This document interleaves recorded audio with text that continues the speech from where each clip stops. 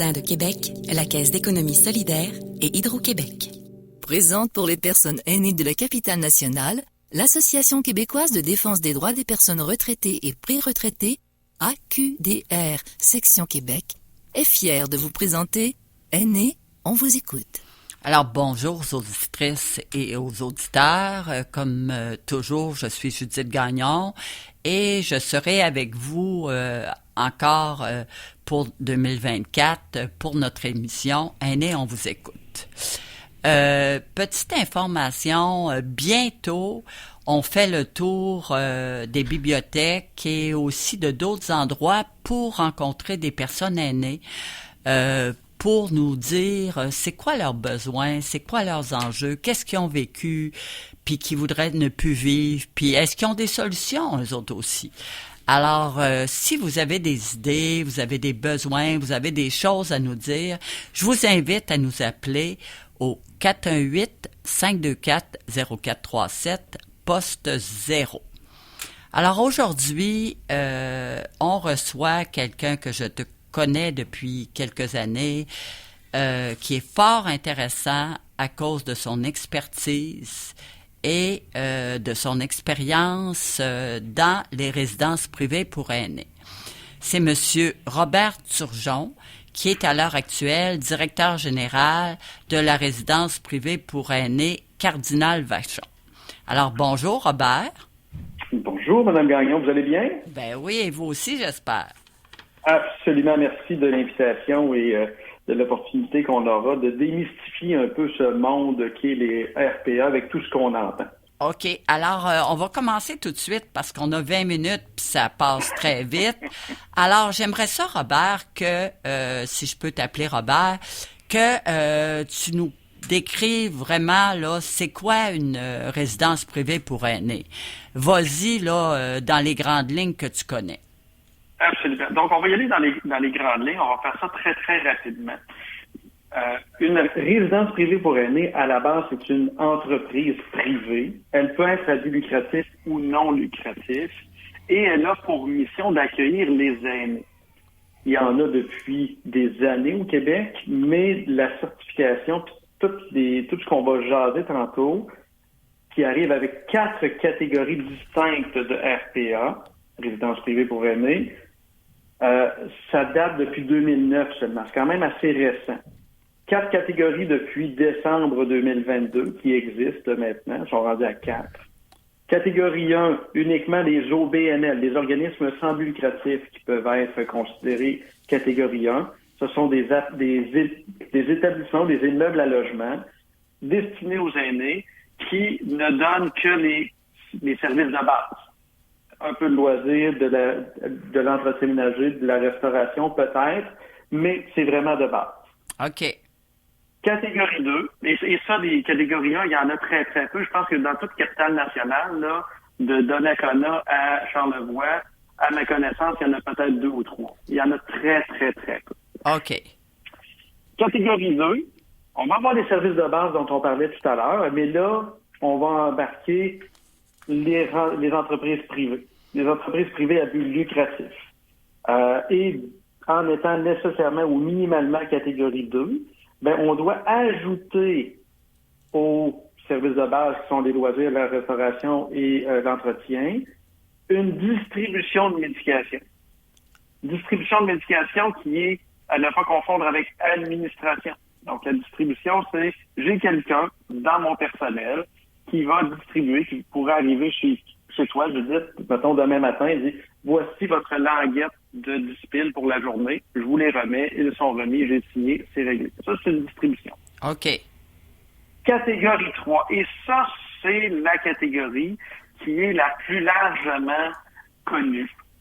C'est des établissements où on va avoir un petit peu plus de soins. C'est-à-dire, on va avoir les restaurations, mais on va pouvoir aussi avoir des soins à la personne. Des soins à la personne, on va parler peut-être de distribution, mais on va surtout parler de possibilité d'avoir certains soins d'hygiène ou d'accompagnement. On pourrait avoir des bains à la carte, on pourrait avoir des mises en jour, des mises en nuit, donc des soins directement à l'usager. Généralement, dans ces catégories-là, on va avoir des préposés aux bénéficiaires Et les préposés aux bénéficiaires vont avoir, eux, par un règlement spécial, la possibilité de distribuer, peut-être même d'administrer la médication. Ah bon? Et finalement, les catégories 4. Les catégories 4, moi, je m'étais mis là, c'est une sorte de RPA en voie d'extinction. Parce que les catégories 4, c'est ce qu'on va appeler, ou pour que les auditeurs d'écoute se fassent une idée, une catégorie 4, c'est ce qu'on appelle une unité de soins. Donc, les unités de soins, on va avoir un environnement qui va être sécurisé. Donc, il va avoir un contrôle d'accès. On va avoir besoin de personnel dédié en présence continue sur cette unité-là. Pas juste dans la bâtisse, mais vraiment sur cette unité-là, j'ai besoin d'avoir quelqu'un en permanence. Mais c'est compliqué, c'est compliqué. C'est des gens de plus en plus qui ont besoin de soins comme ça. C'est des gens qui ont une santé plus précaire. Dans le fond, ce sont des gens plus hypothéqués, effectivement. Ce sont des gens qui vont avoir soit des troubles cognitifs ou qui vont avoir des troubles physiques, mais qui ont besoin d'une présence constante. OK. Ce qu'on ne peut pas, le commun des mortels, on aimerait tous ça, pouvoir dire, je vais m'occuper de mes parents à la maison, mais lorsqu'ils sont rendus à un niveau de catégorie 4, ils ont besoin que je lâche ma job et je suis avec eux autres tout le temps. Donc, c'est pas nécessairement viable. Donc, les catégories 4 sont là pour ça. Et c'est les catégories 4 ou les unités de soins, c'est ce qu'on voit de plus en plus des grands groupes se dissocier parce que ça devient de plus en plus compliqué à opérer. OK, mais là... Et ça amène d'autres choses pour le reste de la discussion. OK, mais là, Robert, ça veut dire que ces unités de soins-là, il y en a qui font d'autres choses, là, qui ont d'autres types de clientèle.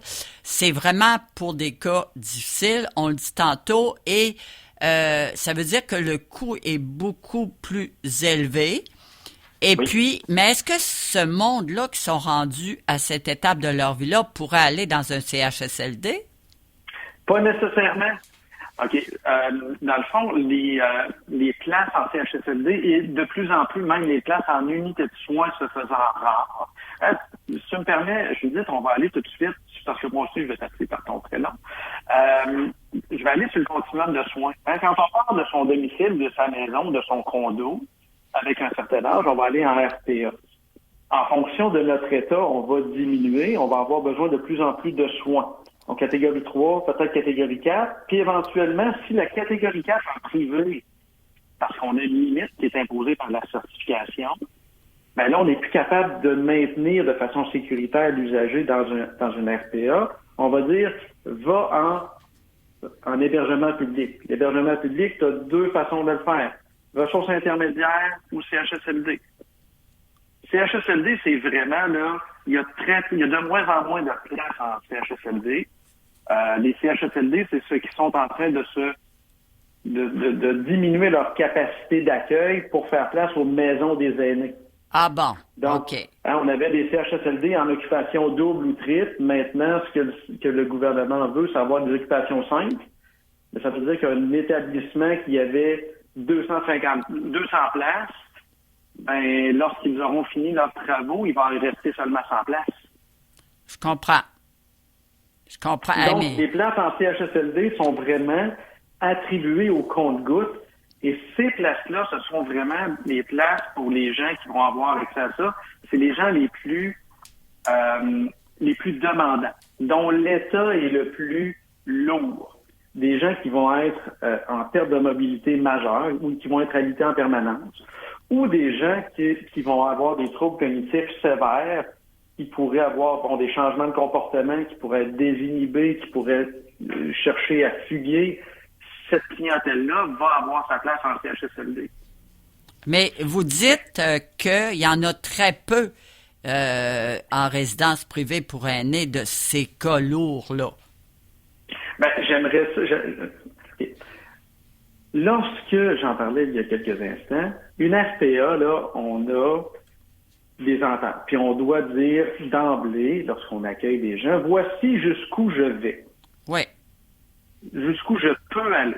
Lorsque l'état de santé d'un usager ou d'un résident décline au point où cette personne-là, mettons, elle est autonome, elle est dans ma section. Ici, on a double catégorie à Cardinal-Vachon. On a catégorie 3 et on a catégorie 4. J'ai quelqu'un dans mes appartements autonomes ou légère perte d'autonomie de catégorie 3 qui chute en permanence et dont la capacité de demeurer dans un logement est dépassée. Sa capacité à elle, cette personne-là, elle ne peut plus être sécuritaire dans un logement. Nous, on va dire, mais c'est un dépassement de capacité d'accueil, pas pour Cardinal-Vachon, mais pour l'appartement qui est occupé par Monsieur Desrosiers. Monsieur Desrosiers, puis j'ai aucun locataire qui s'appelle Desrosiers, je te rassure, mais j'ai un Monsieur Desrosiers dont l'état a diminué. Sa capacité physique ou cognitive fait qu'il n'est plus sécuritaire dans son logement. Ce qu'on va faire, c'est qu'on va aviser la famille ou le répondant. Si le répondant ne prend pas acte et ne débute pas un travail pour relocaliser dans un établissement de catégorie 4 ou dans un établissement qui va mieux correspondre à ses besoins, on va interpeller le CLSC pour que le CLSC embarque et aide les familles et les répondants à relocaliser. OK. Mais des relocalisations en catégorie 4, ce que je disais tout à l'heure, c'est que des catégories 4, il s'en fait de moins en moins, il s'en construit de moins en moins, et celles qui sont construites dans les dernières années, on atteint rapidement leur capacité d'accueil. Bon, OK. Parce que le but, ce n'est plus de faire des soins comme dans les années 2000-2010. C'est d'accueillir des gens, mais il faut qu'ils restent autonomes quand même assez longtemps. Et malheureusement, il y a de plus en plus de RPA qui délaissent le côté des soins de catégorie 4 parce que c'est compliqué, parce que ça demande du personnel, parce que c'est dispendieux. Ça coûte cher à l'usager. Mais le coût d'opération, il n'y a pas de rentabilité pour une entreprise privée, où il y en a de moins en moins. Mais je vais te poser une drôle de question, mais ça m'interroge beaucoup. Est-ce que ça arrive quand vous avez de ces cas-là là, qui sont vraiment très lourds, qu'il y a nulle part qu'on peut les placer parce qu'il n'y a pas de place? Ça l'arrive-tu? Ça arrive de plus en plus souvent. Puis, tu sais, moi, au bénéfice des auditeurs, tu m'avais partagé un peu les enlignements, puis tu sais, ça fait partie d'un des textes que je me suis fait. C'est-à-dire que, comme il y a de moins en moins, mettons, mon monsieur Desrosiers de ma catégorie 3, moi, si j'ai pas de place dans ma catégorie 4, ça peut arriver, hein, nous, on fait pas de chambre double. Parfait. Est-ce qu'il y a une autre RPA qui avait une catégorie 4 qui pourrait faire pour lui? Il n'y en a pas. Le CLSC, avec le soutien à domicile, j'entendais hier, là, ils ont très peu de budget, mais ils sont là. Et ils vont essayer d'aider l'usager en mettant des mesures, une intensification des services par-dessus ce que la RPA va être capable de donner dans son logement. OK. Mais ça a une durée et ça a un certain niveau d'efficacité plus ou moins bon, dépendamment de c'est où sur le territoire, c'est qui les équipes du CLSC qui embarquent.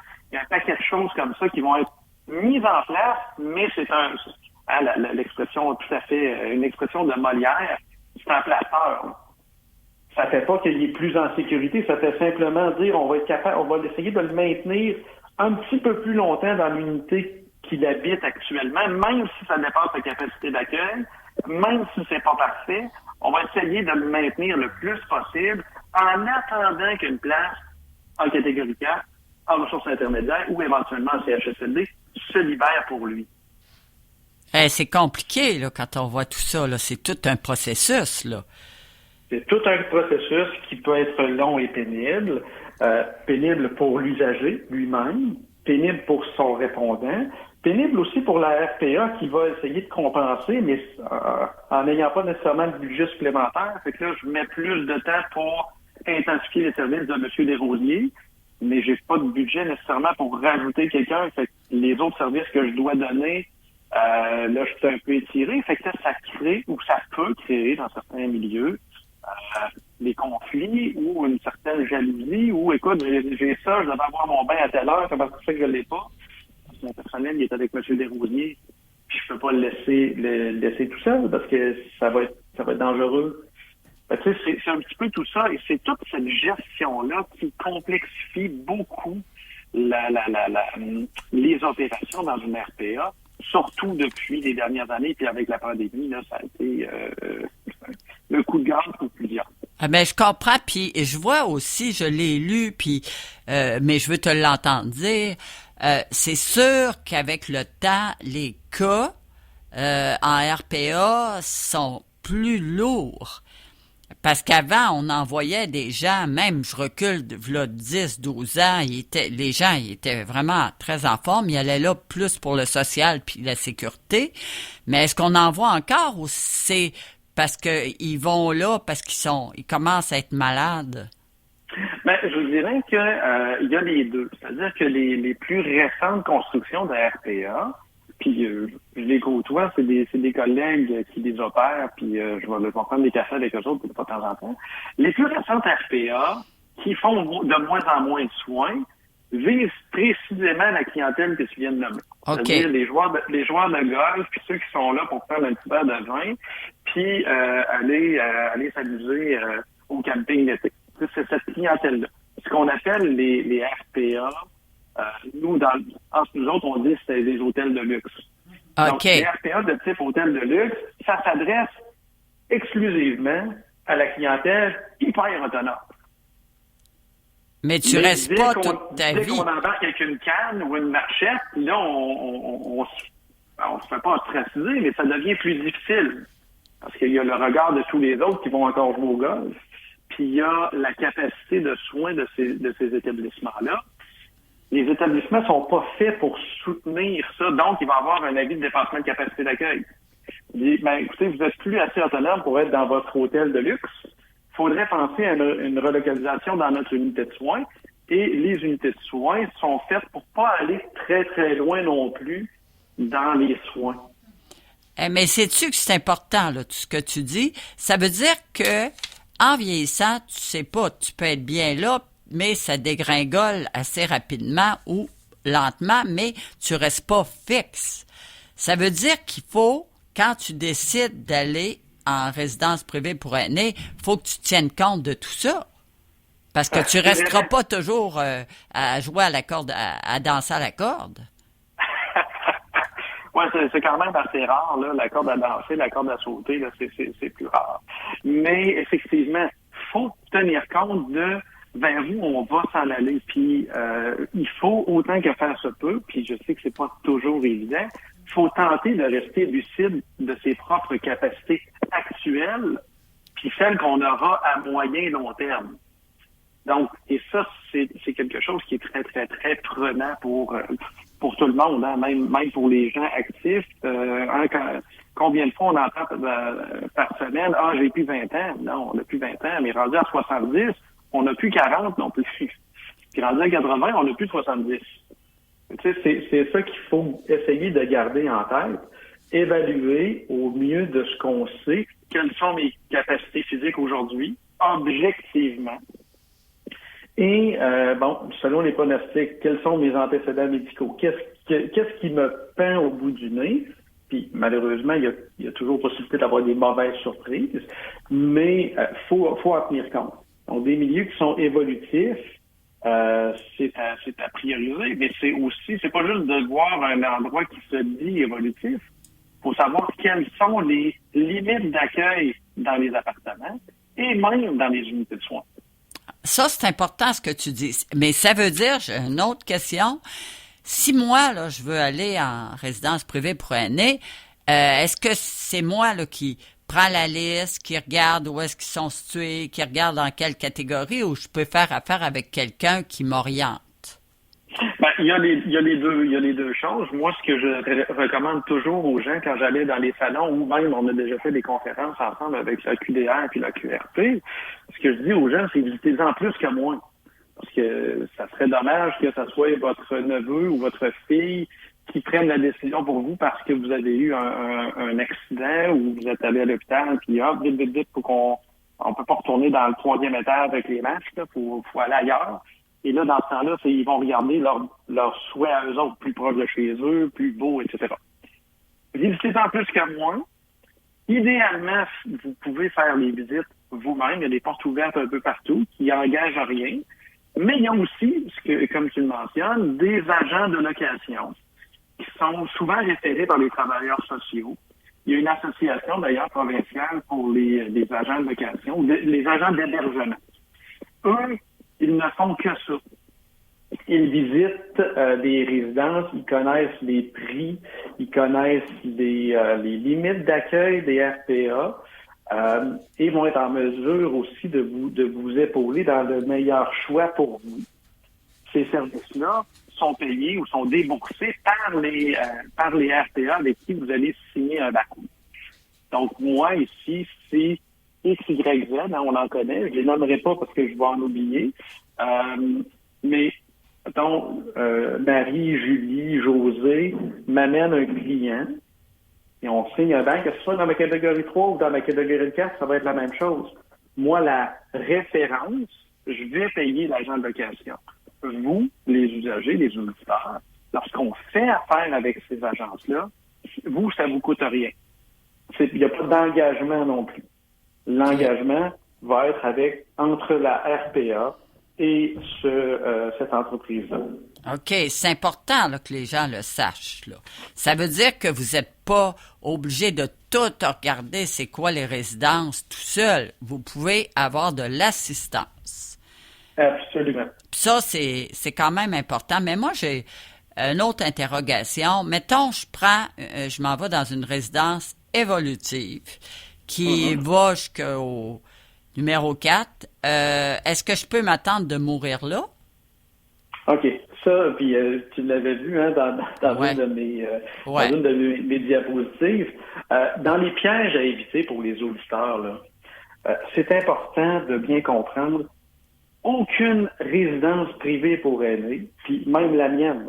Je suis dans un des seuls établissements qui a encore des infirmiers 24 heures sur 24. Ça existe pratiquement pas. Mais même moi, à Cardinal Vachon, je ne peux pas garantir que je vais être en mesure de vous garder jusqu'à la fin de vos jours. Parce que si vous arrivez dans la catégorie 3 puis que vous avez un problème de santé qui s'en va vers une fin de vie, est-ce que moi, je vais avoir de la place sur mon unité de soins lorsque vous en aurez besoin? Je ne peux pas vous le garantir 3 ans d'avance.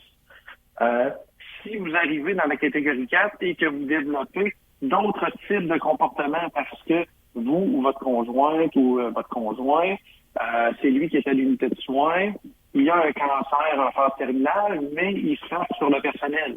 Ça fait partie des critères d'exclusion. Je ne peux pas le garantir, moi, qui a pourtant les soins et la capacité humaine de le faire. Mais dans une RPA, il y a quelques années, je me rappelle pas si c'était à Enquête ou à JE, il y avait une RPA qui faisait des visites en garantissant qu'il allait pouvoir, qui redéménagerait plus. Mais voyons donc. Mais c'est une catégorie, ce qui serait aujourd'hui l'équivalent d'une catégorie 3.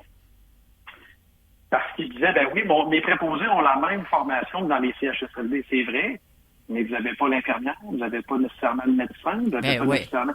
Puis l'autre affaire, c'est que moi, j'ai des ententes avec des cliniques médicales, mais aucune RPA, ça c'est dans la loi, ne peut embaucher un médecin. Donc, un médecin ne peut pas travailler pour une RPA. Ah, bon. Il peut être partenaire. Il peut être partenaire. Nous, on a un réseau Ma Clinique avec la division mobile. On a une entente avec eux. Mais les médecins, il y en a 6 de ce groupe-là qui travaillent en partenariat avec nous, prennent en charge nos clients dits orphelins, mais ils ne travaillent pas pour Cardinal Vachon, ils ne travaillent pas pour Robert Turgeon, ils travaillent pour leur GMF. Oui, je comprends. Tu l'expliques bien, là. Ça veut dire qu'on ne peut pas s'attendre à rester à la même place jusqu'à la mort. Ça veut dire qu'on peut le souhaiter. On peut le souhaiter, mais... On peut le souhaiter. Il y a des endroits où ça peut être possible, mais il n'y en a aucune qui peut le garantir dès la signature. OK. Là, on va aborder un autre sujet. On est pas mal à la fin. Il y a eu une vague de fermeture de RPA. On l'a vu. Qu'est-ce que tu penses de ça? Est-ce que tu penses que il va en avoir encore ou que c'était comme ça, là, juste c'est une période, puis après, ça va revenir correct. Qu'est-ce que tu penses de ça? Je veux pas être pessimiste, mais les fermetures vont continuer. Les fermetures vont continuer pour différentes raisons. Le coût d'opération, la pénurie de main-d'œuvre, les coûts d'assurance qui sont prohibitifs maintenant, la rentabilité qui n'est plus nécessairement là pour différents types de RPA. Il y a des RPA qui ont des prêts hypothécaires, juste les prêts hypothécaires. On n'est pas dans le...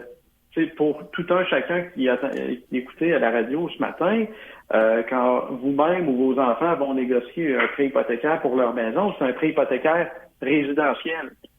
Ben, vous avez vu les taux d'intérêt. Ben, dans le commercial, c'est le double. Ouais. Donc, ça devient extrêmement onéreux d'opérer.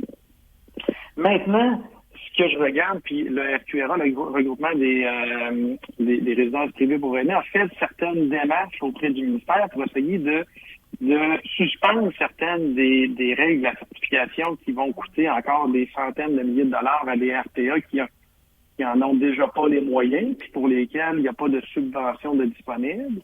On regarde aussi parce que pendant la pandémie, pendant les années de pandémie, là, je ne connais pas de RPA qui ont été profitables. Ah, ça doit pas.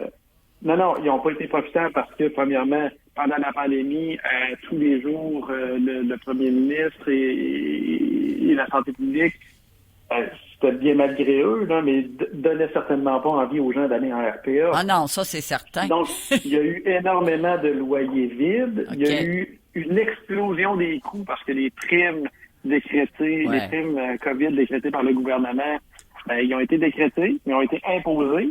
Les RPA les ont payés. On va être obligé de se laisser, Robert. On va être obligé de se laisser, mais je crois qu'on va continuer probablement la semaine prochaine.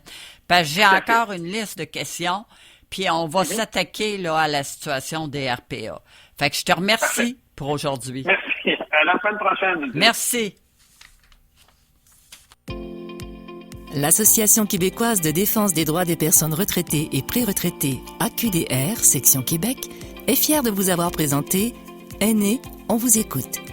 Pour connaître tous les services offerts, visitez le aqdr-québec.org ou encore téléphonez au 418-524-0437, poste 0.